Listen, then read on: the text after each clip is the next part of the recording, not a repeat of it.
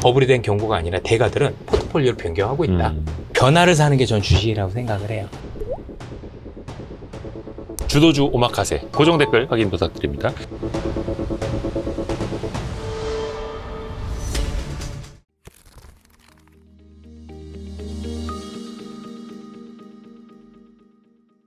라이프 자산운용의 배문성 이사님, 안녕하세요. 네, 안녕하세요. 금리가 많이 흔들려서 네. 바로 이제 이사님한테 SOS를 쳤습니다. 네, 지금 채권 시장에 있는 사람들 굉장히 많이 괴로워하고 있죠. 네. 너무 많이 금리가 올라서. 올라서 금리가 오르니까 채권 가격은 그만큼 떨어지니까. 많이 떨어졌고. 아니 그 국채 금리가 네. 9월부터 빠르게 올랐어요.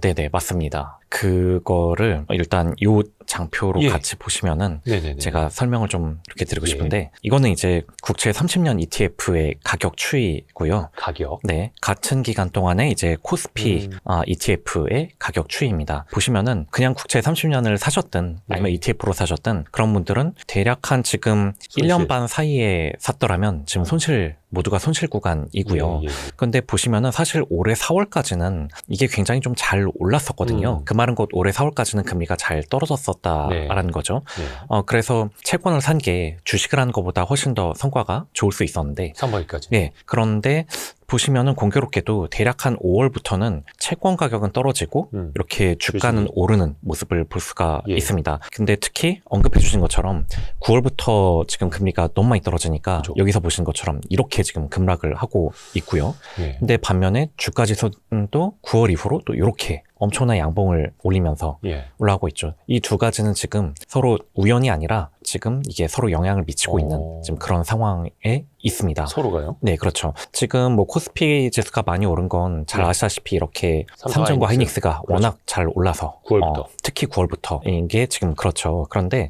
우리가 채권 가격, 그러니까 금리가 오를수록 채권 가격은 떨어지는 거니까 네. 그러면 어떨 때 금리가 오르냐에 대해서는 여기 있는 이런 요소들이 이제 금리에 영향을 미치는 요소들이거든요. 네. 근데 우리가 흔히 어떤 자산 가격이 떨어진다? 그러면 뭔가가 안 좋으니까 떨어졌다. 뭔가 악재가 있으니까 떨어졌다. 이렇게 생각하기가 쉬운데 네. 그런데 채권은 보신 것처럼 성장이 나오면 성장이 좋아지면 그게 금리를 올리게 되고 그렇죠. 그래서 채권 가격이 떨어집니다. 그러니까 이거는 성장이 올라간다는 건 좋은 거잖아요. 그렇죠. 그러니까 좋은 일이 발생했을 때 채권 가격이 떨어진다라는 건데 안 좋은 거. 근데 사실 우리가 이거를 대부분 잊고 살았던 게 어차피 저성장이니까 특히 뭐 저희 같은 세대는 통상 이제 한 금융위기와 사회생활 초년생 시절을 네. 함께 했었던 그런 세대인데 항상 우리나라의 성장률이란 건 작년보다 올해가 나쁘고 올해보다 내년이 더 나쁘다. 이렇게 항상 성장은 어차피 성장률이 점점 낮아지는. 점점 낮아지는 거다라고들 받아들였었거든요. 예. 실제로도 여기 장표 보신 것처럼 예. 이렇게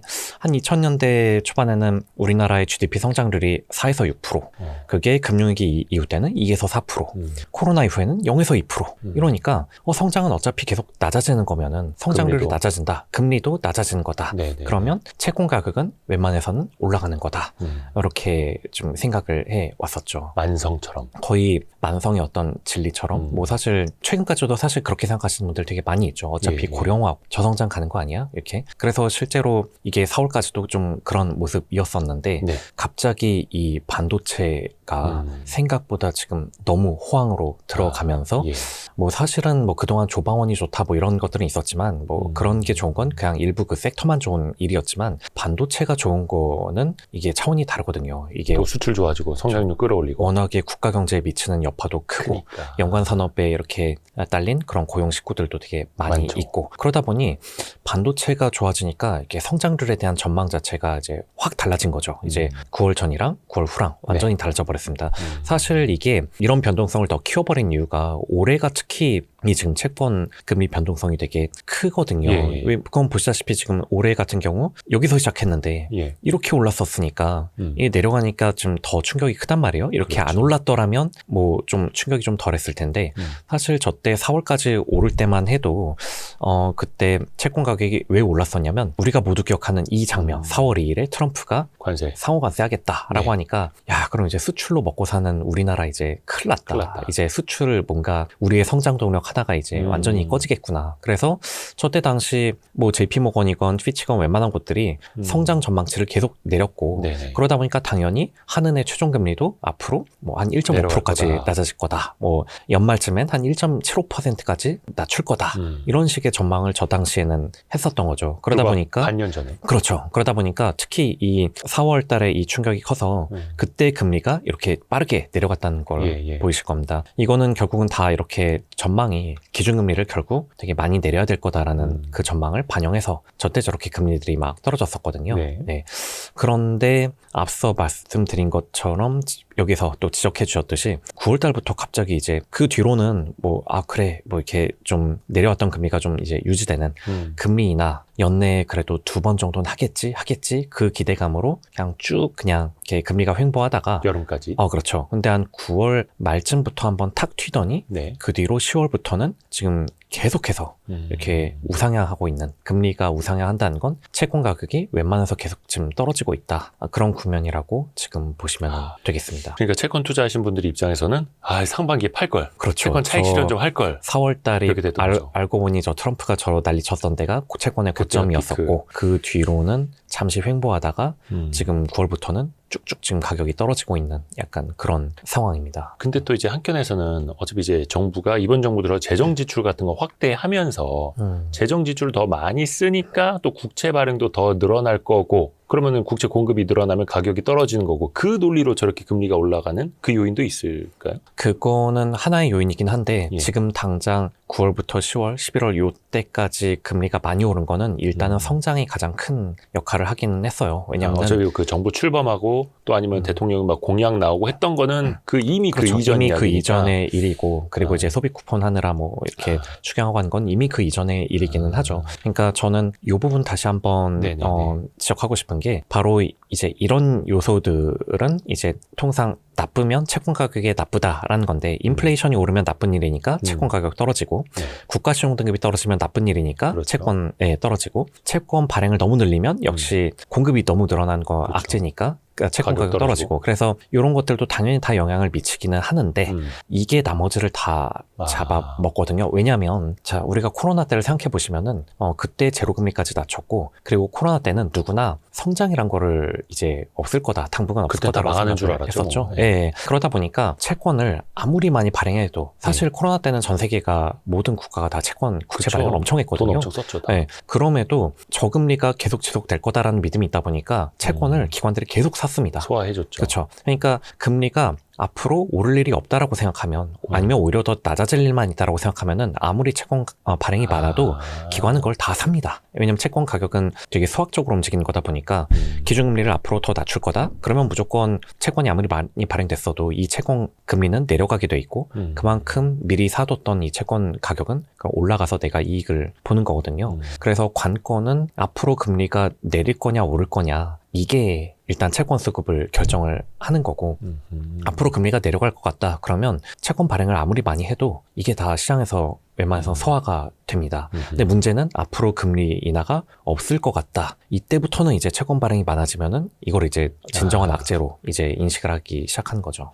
결국에는 수급이라든지 이런 것보다는 또 그들이 수급을 바라보는 게 또 성장에 또 어떻게 보면은 달려있기 때문에. 그렇죠. 그러니까 우리나라는 어차피 저성장이고 금리는 앞으로 계속 내려갈 수밖에 없어 할 때는 채권이 아무리 발행이 많이 돼도 그걸 다 기관이 다 사주는 어차피 금리가 낮아지면서 이 채권 사둔 게 수익으로 돌아올 테니까 라는 확신이 있었던 거죠. 그게 반도체 좋아지고 삼성전자 하이닉스 급격히 올라가면서 같이 일어난 현상이고. 네, 그렇습니다. 그래서 그런지 11월 한국은행 금통위에서 기준금리가 동결이 됐습니다. 맞습니다. 네. 그러면서 이제 통화정책 방향 그 문구도 살짝 좀 달라졌고. 네, 그렇죠. 일각에서는 벌써부터 대한민국의 금리 인하 사이클이 이제 끝난 거 아니냐. 네, 이런 말들이 나오거든요. 어떻게 보세요? 그게 이제 한 10월, 11월 들어서는 거의 컨센서스가 된 것 같아요. 그러니까 웬만한 기관들도 이제 2026년 말까지는 금리 인하가 이제 없을 거다. 약간 이쪽이 지금 시장의 컨센서스가 됐거든요. 26년 말까지요? 그렇죠. 내년 말까지 금리 근데 인하가 그게 없을 반년 거다. 만에 그렇게 확확 바뀝니까, 진짜? 야, 그게 바로 지금 반도체의 힘인